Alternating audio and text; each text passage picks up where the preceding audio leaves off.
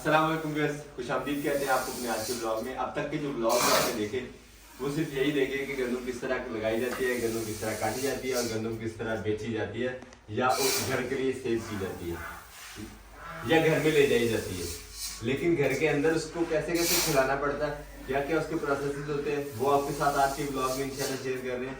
हमने जो गंदम दोनों घरों में इस्तेमाल करनी थी, यानी यहाँ गाँव में और गुजरावाला वाले घर में, वो हमने सेव की हुई है कि बारिशों की वजह से इस दफ़ा गंदम जो है थोड़ी थोड़ी नमी में है, इसको धूप लगवाना है। अच्छे से धूप लगवाने का फायदा ये होता है कि कीड़ा जो है वो अब हम यहाँ से गंदम उठा के छत पे लेके जाएंगे और काम हमारा शुरू है आज। बिस्मिल्लाह।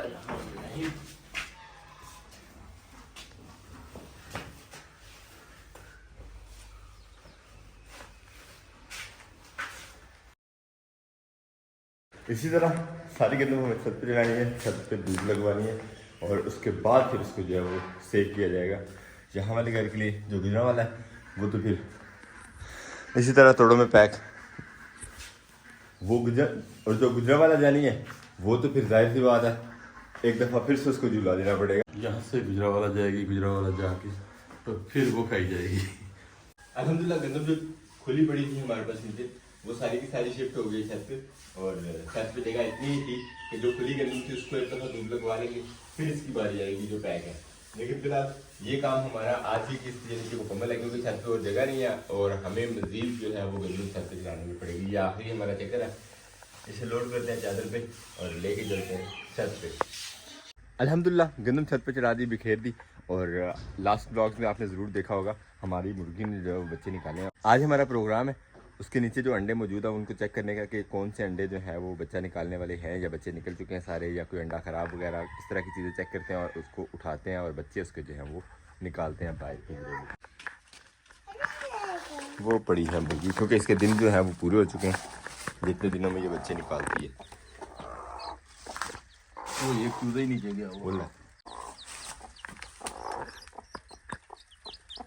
ये तो भागने के लिए बड़ा तावला है।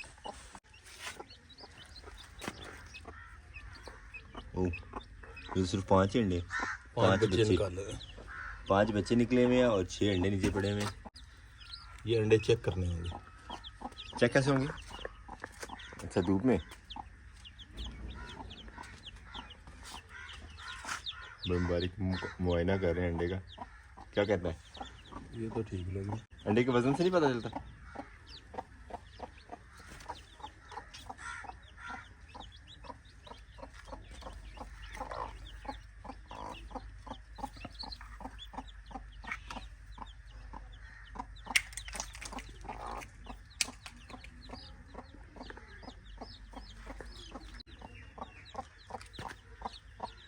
ये अंडा खराब है। एक अंडा बीच में खराब निकला है।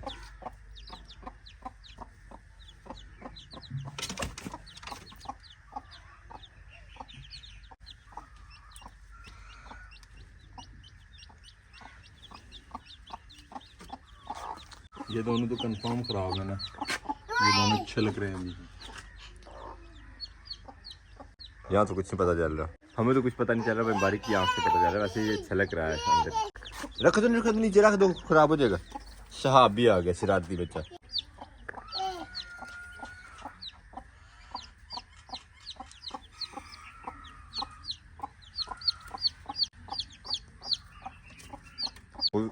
देखो परिया भी नहीं निकली इसकी, और कितनी लंबी छलांग मारी इसने।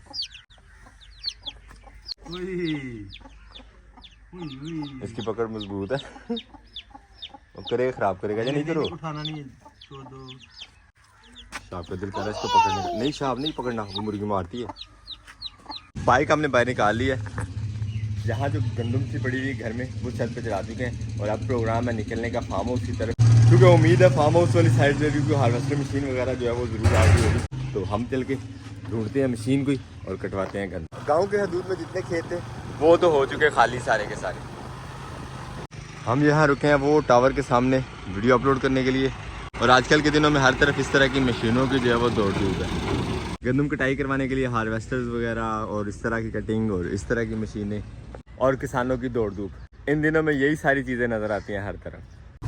फार्म हाउस वाले एरिया में हम पहुंच गए हैं और यहाँ पहुंच के हमें महसूस हो रहा है कि हम तो किसी इलाके ही और में आ गए हैं। यहाँ पे तो कोई ना तो मशीन नज़र आ रही है और ना ही कोई इस तरह का सूरत नज़र आ रही है कि कहीं पे गंदम जो है वो काट रही है। माशाल्लाह गंदम खड़ी है सारे खेतों में और लोग मेरी तरह इंतज़ार कर रहे हैं कि कब कोई हार्वेस्टिंग मशीन वगैरह वाला आए और फिर ये गंदम की कटिंग हो। खैर चलते हैं फार्म हाउस पे और देखते हैं क्या बनता है हमारे साथ। मोटरसाइकिल मैं साए में ले आया हूँ क्योंकि गर्मी बहुत ज़्यादा है, धूप काफ़ी तेज़ है बाहर। मैं नहीं चाहता कि मेरी मोटरसाइकिल, मेरी लाडली मोटरसाइकिल जो है वो ख़राब हो। यहाँ तो लग रहा है जैसे गंदम का भी सीज़न ही आया कटिंग का। मैं वही चीज़ देख रहा हूँ कि इर्द गिर्द किसी खेत में मशीन नहीं चली है, सारे के सारे खेत जो है वो वैसे के वैसे पड़े हैं, ना ही मशीन को इर्द गिर्द नज़र आ रही है। तो ये लग रहा है कि काफ़ी हमें भी डिले करवाएंगे। ठीक ठाक बाइक यहाँ पे लाग खड़ी की थी तो अचानक से इसकी हवा निकल गई है। टायर के मुआयने पे ये चीज़ हमें टायर में से मिली है, पता नहीं इससे हवा निकली है या और भी कोई रीज़न है, बल्कि फ़िलहाल यही नज़र आई है। और हमें अब यहाँ से दूर तक पैदल लेके जानी पड़ेगी मोटरसाइकिल। पंचर शॉप बहुत दूर है यहाँ से। तो फार्म हाउस पे आज आने का हमें कोई भी फ़ायदा नहीं हुआ है। सच सुबह से इंतज़ार कर रहे थे कोई नज़दीक मशीन आती है तो लगवा के ये गंदम कटवा लेंगे, लेकिन वो तो हो नहीं सका। अब मोटरसाइकिल पंचर है और पंचर वाली शॉप जो है वो टाउन किंगरा टाउन के करीब है, वहाँ तक हमें अब पैदल लेके जानी पड़ेगी कि सीट के मोटरसाइकिल। तो मैं इसी इंतज़ार में था, चलो शाम तक अगर अल्लाह करे कि मशीन आ जाए तो थोड़ा सूरज ढल जाएगा तो ठंडे ठंडे चले जाएंगे। लेकिन अब पकड़ते हैं मोटरसाइकिल, चलते हैं, इसको पंचर लगवाते हैं।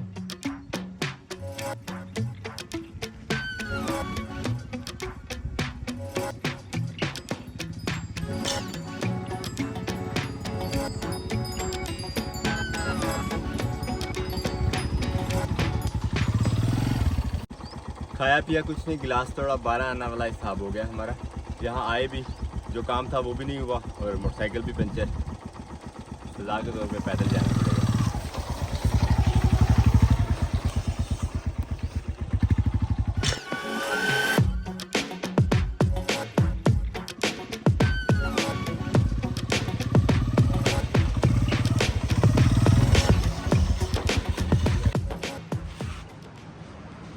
अल्हम्दुलिल्लाह वर्कशॉप पे पहुँच गए। यहाँ पे भाई वो खाना खा रहे हैं, खाना खाते हैं उसके बाद इंशाल्लाह मोटरसाइकिल पंचर लगवाते हैं। भारी आ गई है जी हमारी मोटरसाइकिल की, अब लगता है पंचर, तो फिर चलते हैं। अल्हम्दुलिल्लाह काम हुआ मुकम्मल। और छोटे भाई ने भी मुझे बताया कि जो हमने लास्ट टाइम ट्यूब चेंज करवाई है वो 125 के अगले व्हील की डल गई है। हालांकि इस टायर में जो एक तो 150 की डलनी चाहिए थी, एमरजेंसी में डलवाई गई थी और वो एमरजेंसी में 125 के बैक साइड वाले टायर की जो फिट आती है, लेकिन 125 के अगले व्हील की फिट की हुई है जवान ने, जो कि ट्यूब छोटी होती है, उसी वजह से ये पंचर भी गया। काफ़ी ट्राइज की है भाई ने पंचर लगाने की, लेकिन पंचर नहीं चला, बार बार यहाँ से इस तरह लीक हो जाता है। तो अब यही सोचा कि ट्यूब जो है वो बड़ी बड़ी डलवा लेते हैं जो ओरिजिनल इसमें आती है टायर में, और इस ट्यूब की शिकायत जाके फिर डिस्का करेंगे मैकेनिक को जिससे हमने डलवाई थी ये वाली। अल्हम्दुलिल्लाह मोटरसाइकिल फाइनल हो गया। ओके छोटे भाई, बहुत शुक्रिया यार, मिलते हैं इंशाल्लाह।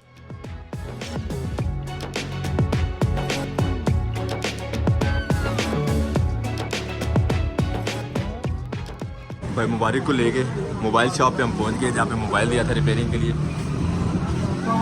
अस्सलाम वालेकुम, क्या हाल बॉस? ठीक है।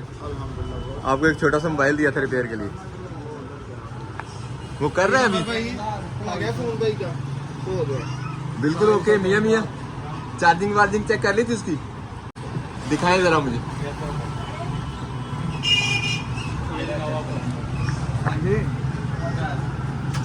इस मोबाइल ने बहुत चक्कर लगवाए हैं रिपेयर शॉप के। चौथा पैनल चेंज हो रहा है इसका। 3000 तक पड़ दे जिथे कोई पास लगता प्यार हो गया। ऐसी बात भाई ने श्योरिटी दी थी कि ये मोबाइल अब जो है वो दोबारा वर्कशॉप में नहीं आएगा, ऐसे ही है ना? इंशाल्लाह।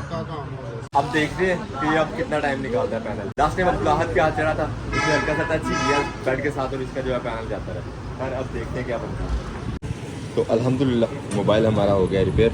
अब ये जब जाएंगे गुजरांवाला वही बच्चों को हैंड ओवर करेंगे तो तब से ही इसकी जो है वो गारंटी शुरू होगी। फिर देखेंगे इसके दिन कितने निकलते हैं आगे। लेकिन ये कि अल्हम्दुलिल्लाह चीज़ तो पायदार लग रही है जो फिटिंग हुई है इस दफ़ा। अब चल के पेमेंट करते हैं और चलते हैं। बहुत शुक्रिया यार, बड़ा मज़ा आया, अच्छा फिट हुआ मोबाइल और अब चल के इस्तेमाल करके देखिए। ओके भाई, बहुत शुक्रिया, थैंक यू।